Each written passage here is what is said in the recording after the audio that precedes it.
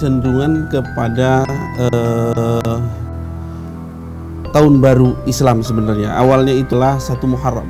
Jadi 1 Muharram itu bertepatan dengan kalender Jawa. Nah, suronya itu adalah kalender Jawa atau bulan Jawa. Jadi karena sama-sama perhitungannya dari perhitungan bulan, maka antara 1 suro dengan 1 Muharram biasanya bersamaan.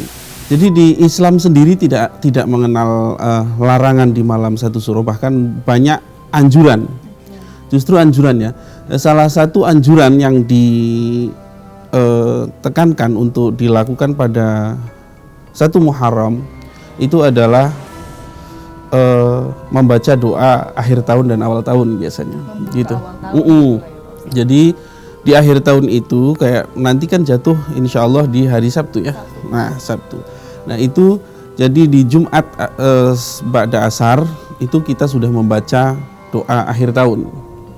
Kemudian ba'da maghrib kita membaca doa awal tahun. Itu anjuran-anjurannya. Mengenai larangan di dalam Islam sendiri tidak ada larangan secara spesifik di malam 1 suro itu atau di malam 1 Muharram itu.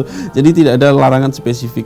Ya larangan-larangan agama ya itulah yang tetap dilarang pada malam itu untuk tidak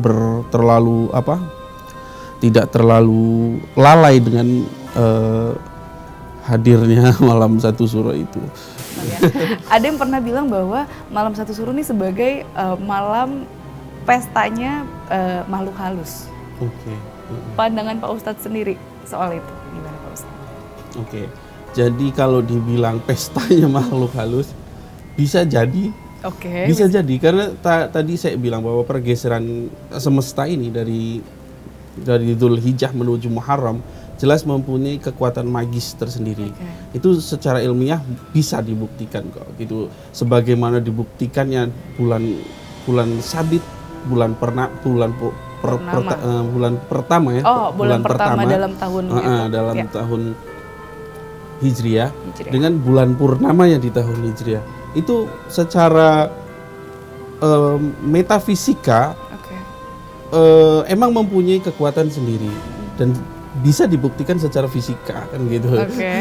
Dan benar nggak sih kalau di pergantian tahun itu ada pestanya para makhluk halus? Bisa dibenarkan. Terbukti begini. Terbuktinya apa? Yaitu pergeseran antara malam dan siang saja. Malam dan siang. Itu terjadi. Kenapa? Rasulullah sendiri pernah bilang, tutuplah tempat air kamu, tutuplah pintu kamu, tempat air kamu, tempayan dan seterusnya itu pada saat menjelang maghrib, gitu ya. Orang Jawa bilang itu sendekala, tapi itu menjelang maghrib, pergantian waktu antara siang ke malam. Itu saja. Kenapa seperti itu? Kata sahabat bertanya. Rasulullah bilang, karena pada saat itu setan keluar. Nah, itu baru hari loh, itu baru hari pergeseran dari siang ke malam, apalagi dari tahun ke tahun yang baru. Pasti adalah kami bersinggungan dengan makhluk-makhluk sebelah itu jelas. Karena apa? Karena kita juga karena kita menurunkan gelombang otak gitu loh. Jadi dengan turunnya gelombang otak kita dengan wirid, zikir dan seterusnya, nanti ada frekuensi-frekuensi tertentu dari makhluk gaib yang jelas nyamber ke kita. Adapun saya tidak bisa menyebutkan penampakannya apa dan seterusnya. Masing-masing orang buktinya berbeda, cara ngelihatnya, cara menerangkan terhadap orang lain. Apapun yang dihadapkan gitu sebenarnya Pak Ustadz. Betul, seperti itu. Jadi kita tidak bisa menyamaratakan apa yang pernah kita lihat gitu. Walaupun mungkin yang kita lihat juga halusinasi, boleh jadi kan gitu kan, kita tidak menutup kemungkinan itu. Betul. Tetapi sebagai seorang praktisi mesti tahu kan, wilayah halusinasi mana dan wilayah mana yang saya melihat yang